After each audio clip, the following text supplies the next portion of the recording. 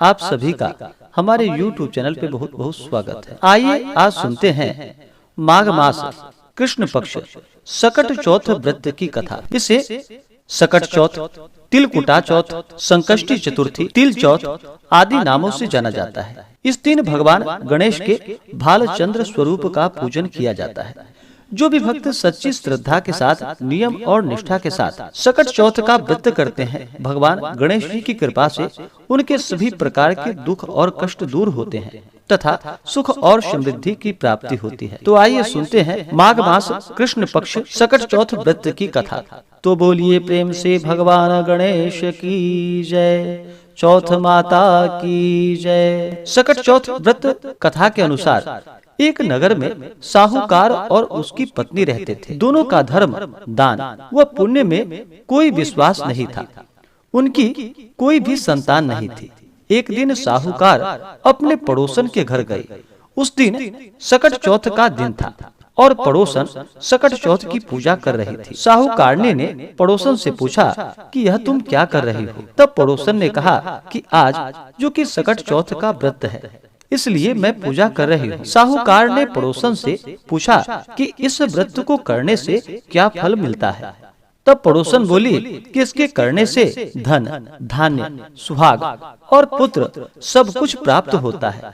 इसके बाद साहूकारनी बोली, अगर मेरा बच्चा हो गया तो मैं 1.25 सेर तिलकुटा करूंगी और चौथ का व्रत रखूंगी। इसके बाद भगवान गणेश जी ने साहूकारनी की प्रार्थना स्वीकार कर ली और वो फिर गर्भवती हो गई। गर्भवती होने के बाद साहूकारनी ने कहा कि अगर मेरा लड़का हो जाए तो मैं 2.5 सेर तिलकुटा करूंगी।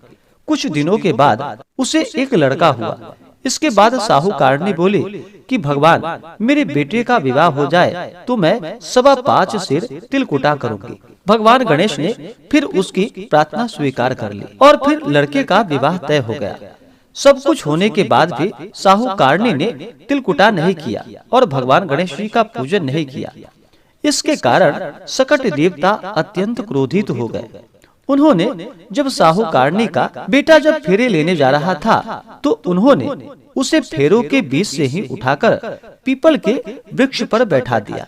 इसके बाद सब लोग वर को ढूंढने लगे। जब वर नहीं मिला तो लोग निराश होकर अपने घर लौट गए। जिस लड़की से साहूकारनी के लड़के का विवाह होने वाला था, एक दिन वो अपनी सहेलियों के साथ गणगौर पूजन करने के लिए जंगल में दूब लेने के लिए गई। तभी उसे पीपल के पेड़ से एक आवाज आई, वो मेरी अर्धब्याही।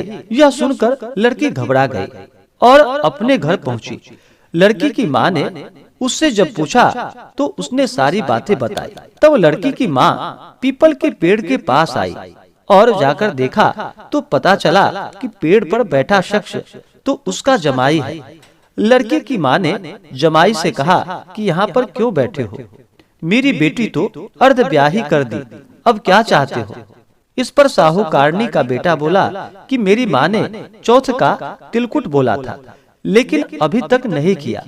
सकट देवता इससे नाराज हो गए हैं और उन्होंने मुझे यहाँ पर बैठा दिया है। यह बात सुनकर लड़की की माँ साहूकारनी के घर गई और उसने पूछा कि तुमने सकट चौथ के लिए कुछ बोला था? साहूकारनी बोली कि हाँ, मैंने तिलकुट बोला था।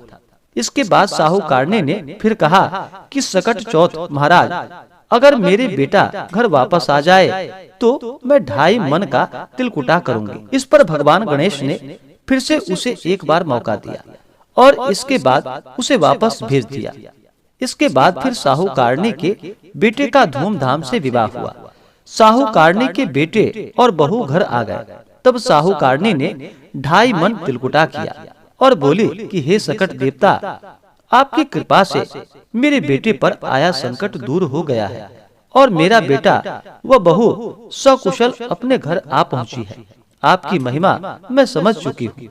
अब मैं हमेशा ही आपका पूजन करूंगी और तिलकुटा करके आपका सकट चौथ व्रत भी करूंगी।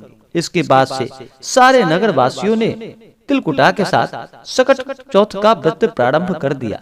तो बोलिए प्रेम से भगवान गणेश की जय। इस बार सकट चौथ का व्रत जो कि 10 जनवरी 2023 दिन मंगलवार को सकट चौथ का व्रत किया जा रहा है। चतुर्थी तिथि प्रारंभ समय जो कि 10 जनवरी 2023 दिन मंगलवार दोपहर 12:11 और चतुर्थी तिथि की समाप्ति होगी 11 जनवरी 2023 दिन बुधवार को दोपहर 2:32 पे। तो जब भी संकष्टी चतुर्थी का व्रत किया जाता है तो इस व्रत को जो कि चंद्रोदय व्यापनी ली जाती है। तो चंद्रोदय समय हमें जो कि 10 जनवरी को प्राप्त हो रहा है और अगले दिन जो कि चतुर्थी तिथि दिन में ही समाप्त हो जा रहा है दोपहर के समय में। इस कारण से संकष्टी चतुर्थी का व्रत इस बार 10 जनवरी 2023 दिन मंगलवार को है और इस दिन 10 जनवरी को जो चंद्रोदय का समय होगा वह समय रात्रि 8:22। तो कहीं कहीं समय का फर्क होता है। इस कारण से रात्रि 9 बजे तक जो कि सभी जगहों पर चंद्रोदय हो ही जाएगा। तो इस दिन जो भगवान गणेश का पूजन किया जाता है तो चंद्रोदय होने के बाद ही भगवान गणेश का पूरे विधि विधान के साथ पूजन करना चाहिए और फिर चंद्र देवता को कच्चे दूध का या दूध में शहद मिला करके अर्घ्य देना चाहिए। अक्षत, चंदन, पुष्प, धूप, दीप आदि से फिर चंद्रमा की पूजन करनी चाहिए। इस प्रकार से भगवान गणेश का पूजन करके चंद्र देवता को अर्घ्य प्रदान करने के बाद ही इस व्रत को पूर्ण माना जाता है। इसके बाद आप भोजन ग्रहण कर सकते हैं। सकट चौथ के व्रत में इस व्रत को जो कि निर्जला रह करके इस व्रत को किया जाता है और जिनका भी स्वास्थ्य सही ना हो वो एक समय फलाहार का प्रयोग करे और भगवान गणेश का इस दिन जो कि सुबह और शाम के वक्त पूरे विधि विधान के साथ पंचोपचार या षोडशोपचार पूजन विधि के द्वारा भगवान गणेश जी का पूजन करना चाहिए। इससे भगवान गणेश जी अति प्रसन्न होते हैं। संकष्टी चतुर्थी यानी कि 10 जनवरी 2023 के दिन जो राहु काल का समय होगा वह समय दोपहर 2:45 से शाम 4:06 तक राहु काल का समय होगा।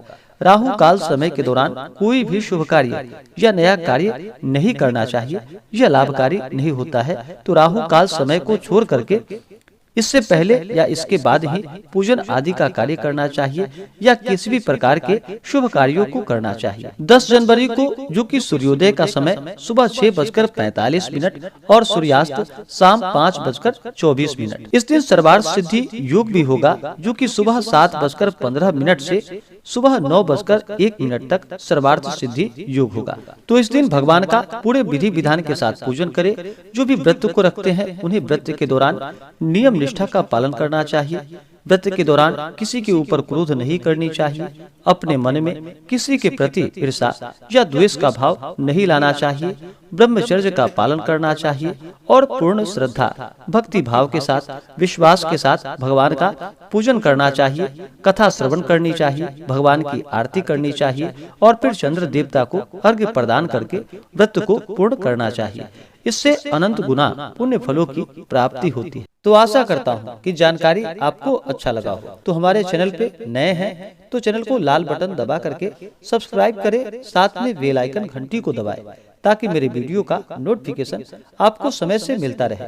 वीडियो को लाइक करें, शेयर करें। मिलते हैं फिर अगले वीडियो में। तब तक के लिए धन्यवाद।